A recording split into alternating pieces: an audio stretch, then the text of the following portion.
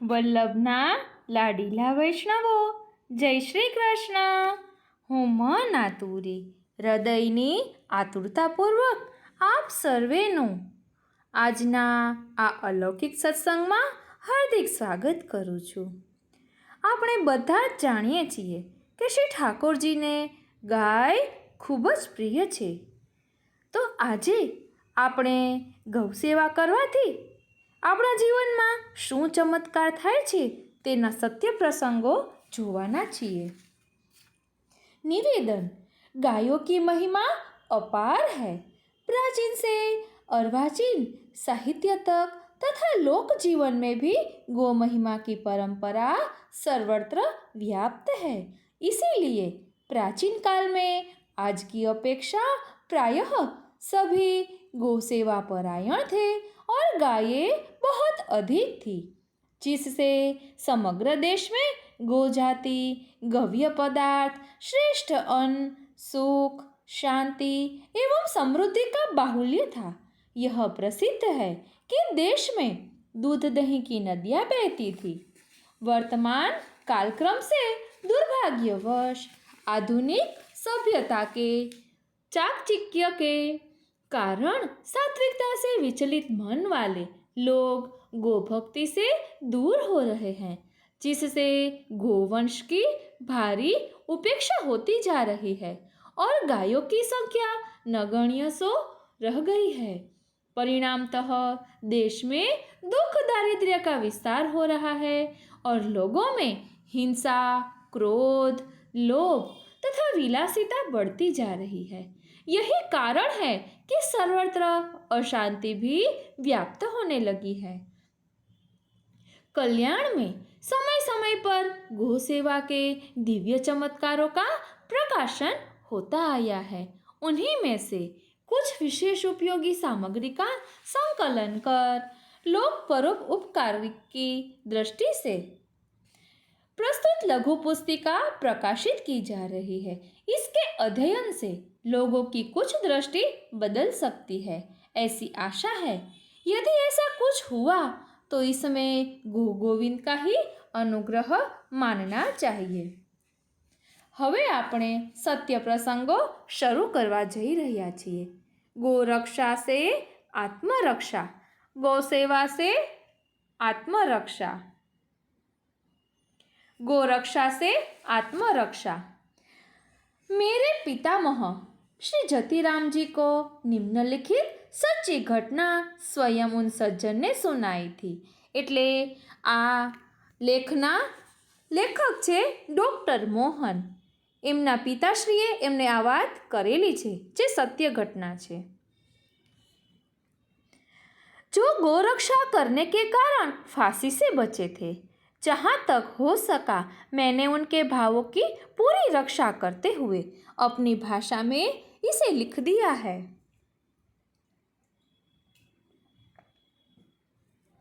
सन 1857 की गदर की ज्वाला समस्त भारत में फैल गई थी. दिल्ली उसका केंद्र था. प्रत्येक गली मरघट बनी हुई थी. स्थान स्थान पर खून के चिन्ह बने थे. बलवा करने वालों ने अच्छे बुरे की तमीज मिटा दी थी. मैं बलवाइयों का सरदार था.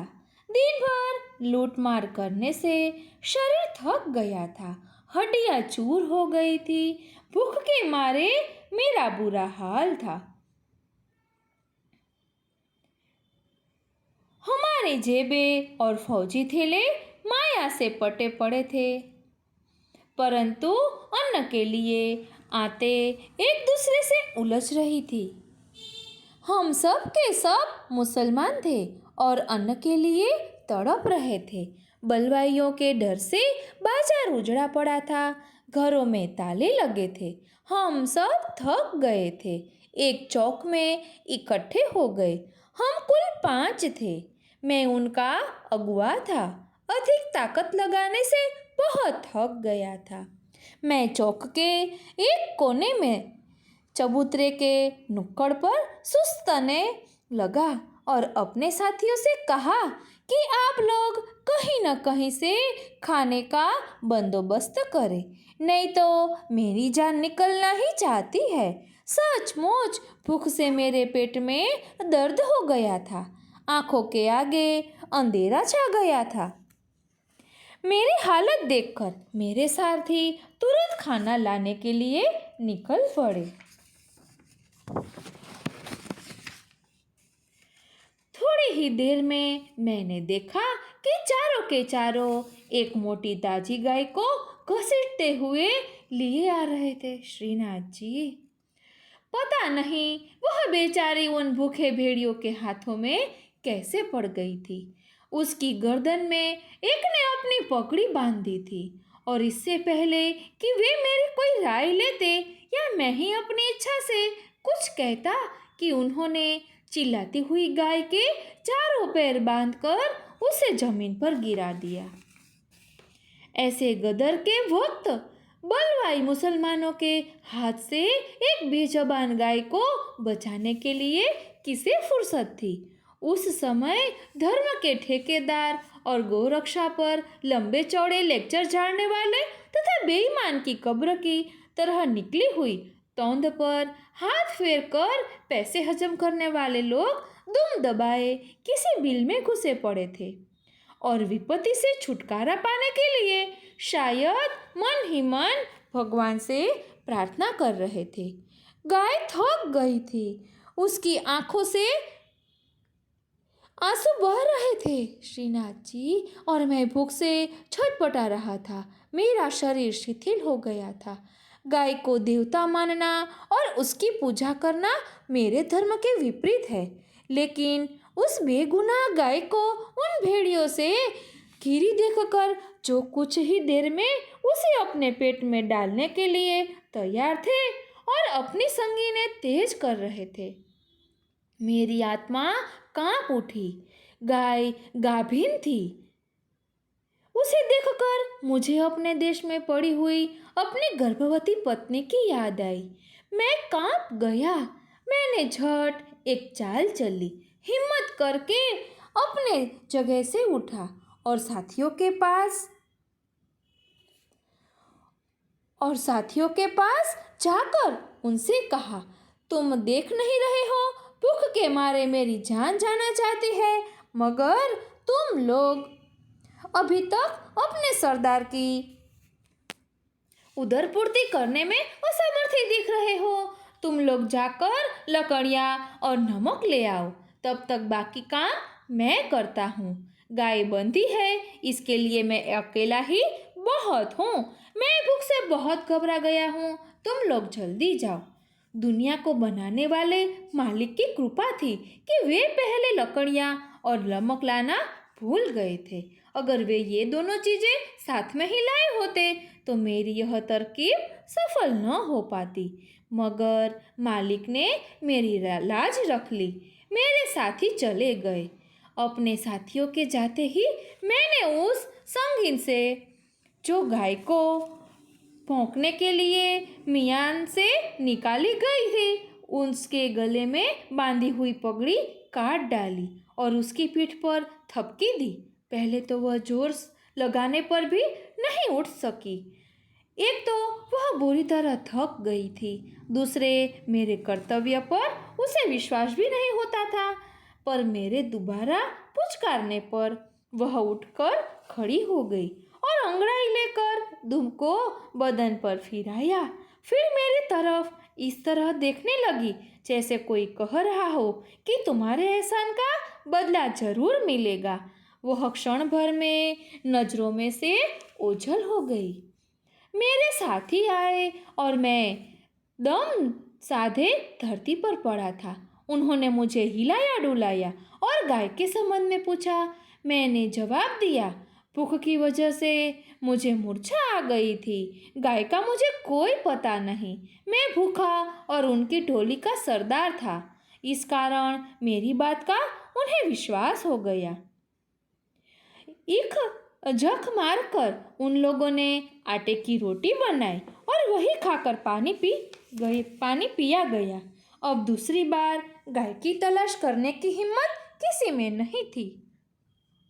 गदर खत्म होने के बाद बलवा करने वाले पकड़ लिए गए। उनमें मैं भी था। फौजी अदालत में मुकदमा चला। मेरे लिए सिफारिशें की गई, पर उनका कोई असर नहीं हुआ। मुझे फांसी की सजा सुनाई गई। जेल के बाहर सैकड़ों आदमी खड़े थे। मुझे फांसी के तख्ते पर खड़ा करके लाल टोपा पहना दिया गया। मेरी नज़रों के आगे दुनिया में चारों तरफ अंधेरा ही अंधेरा था। गले में फांसी का फंदा डाल दिया गया। मुझे ऐसा लगा कि मेरे नीचे से तख्ता हट गया और मैं खंदक में गिर पड़ा। डर के मारे मेरा खून सूख गया और गला खुश्क हो गया। मैं बेहोश था, पर थोड़ी ही देर में मुझे होश आया और ऐसा मालूम हुआ कि मैं मरा नहीं, अभी तक जीवित हूँ। मेरे दोनों पैरों के नीचे 2 सींग चुभ रहे थे। श्रीनाथ जी, जिन पर मैं टिका था, खंदक के नीचे नहीं पड़ा। गले का फंदा ढीला ही रहा। श्रीनाथ जी। कुछ देर बाद मुझे मुर्दा समझकर बाहर निकाला गया, पर मुझे देखते ही डॉक्टर एक चीख के साथ पीछे हट गया। जब उसने मुझे बिल्कुल सही सलामत देखा तो उसके आश्चर्य की सीमा न रही। कोर्ट मार्शल के हुक्म के मुताबिक मुझे 3 बार फांसी दी गई, मगर हर बार मेरे दोनों पैर के नीचे 2 सींग लग जाते थे और मैं ऊंचा उठ जाता था। गले का फंदा गला दबाकर मेरी जान नहीं निकाल पाता था। मैं बच जाया करता था। आखिर तंग आकर मुझे छोड़ दिया गया। अपने संबंधियों के साथ मैं जेल के बाहर निकला। उस समय मैंने देखा कि एक गाय अपनी भोली आंखों से मेरी ओर देखती हुई मेरे आगे से जा रही है और उसके पीछे उसका एक अल्हड़ बछड़ा खुशी से उछलता हुआ जा रहा है। मुझे उस वक्त दिल्ली के गदर की उस गाय की याद आ गई, जिसे जबह करने के लिए मेरे साथियों ने बांध रखा था। छूटने पर वह भी इसी तरह प्रेम भरी दृष्टि से मेरी ओर देखती हुई गई थी। मेरे मजहब में बुत परस्ती यानी मूर्ति पूजा को पाप बताया गया है, मगर मैंने अपनी जान बचाने वाली को तुरंत सिजदा यानी नतमस्तक होना किया। तब मैं आज तक तन मन धन से गो पूजा करना अपना धर्म समझता हूँ और जीवन के अंतिम क्षण तक समझता रहूँगा। मैं हर रोज गाय के चरणों की धूल माथे पर लगाया करता हूँ और नमाज बाद में पढ़ने जाता हूँ। કેટલો સુંદર પ્રસંગ છે। આ ભાઈ એક મુસ્લિમ હોવા છતાં પણ જો ગાયને આટલું માન આપે, ગાયની રક્ષા કરે, તો શું આપણે हिंदू સૈન્ય ગૌસેવા ન કરી શકીએ, ગાયનું રક્ષણ ન કરી શકીએ? નિત્યલીલા પૂજ્યપાદ ગોસ્વામી 108 શ્રી કિશોરચંદ્ર બાવાશ્રી પણ ગૌસેવા માટે ખૂબ જ આગ્રહ રાખે છે અને ગૌરક્ષણ માટે ખૂબ જ આપ કહેતા।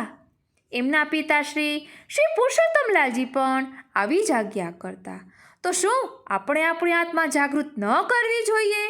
આ સત્ય ઘટનાઓ દર્શાવવાનો હેતુ એ જ છે કે આ મુસ્લિમે એક જ વખત ગાયનો જીવ બચાવ્યો, તો એ ગાયે 3 વખત એને મોતના કૂવામાંથી બહાર કાઢ્યો।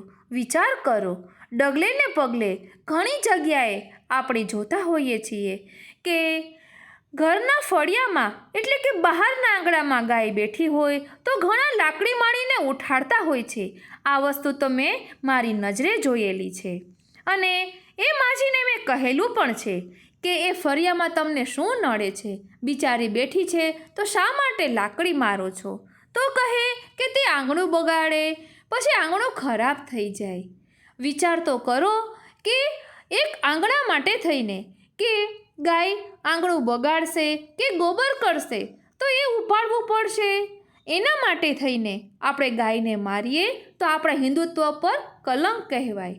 ગાયની રક્ષા આપણે કરી શકીએ છીએ। એક એક જીવ જાગૃત થાય તો ગૌ સેવા કરી કહેવાય। એવું નથી કે ગાયને ફક્ત ગૌગરાસ દઈએ તો જ ગાયની સેવા કરી કહેવાય, પરંતુ ગાયને કોઈ પણ પ્રકાર જબલા કે કોથળીમાં કોઈ એઠવાડ નાખ્યું હોય તો પણ ત્યાંથી તે લઈ લેવો જોઈએ. ક્યાંય પણ ગાયને તકલીફ ન પડે તેનું ધ્યાન રાખવું જોઈએ. વિચાર તો કરો, આપણે પુષ્ટિમાર્ગીય વૈષ્ણવ છીએ અને શ્રી ઠાકોરજીને, શ્રીનાથજીને ગાયો કેટલી વાલી છે. ગાયો માટે ઠાકોરજી દરરોજ ખુલ્લા ચરણારવિંદે વનમાં જતા હતા. તો શું આપણે ઘરે બેઠા ગાયનું થોડું ધ્યાન ન રાખી શકીએ? આ બાબતે ખૂબ વિચારવા જેવું છે. મેં તે માજીને પણ કહ્યું હતું કે આ રીતે લાકડી ન મારવી જોઈએ. હું ઘણી જગ્યાએ જોઉં છું કે ઘરની બહાર બારે ફળિયું હોય તો કેટલા બધા પથ્થર રાખેલા હોય કે ગાય આંગણામાં ન બેસે. આ આપણી માનવતા ક્યાં ચાલી ગઈ છે એ ખબર પડતી નથી. જો આપણામાં દયા હોય ને તો બીજાને પણ આપણા પર દયા આવે. અહીંયા મુસ્લિમને પણ ગાય પર દયા આવી.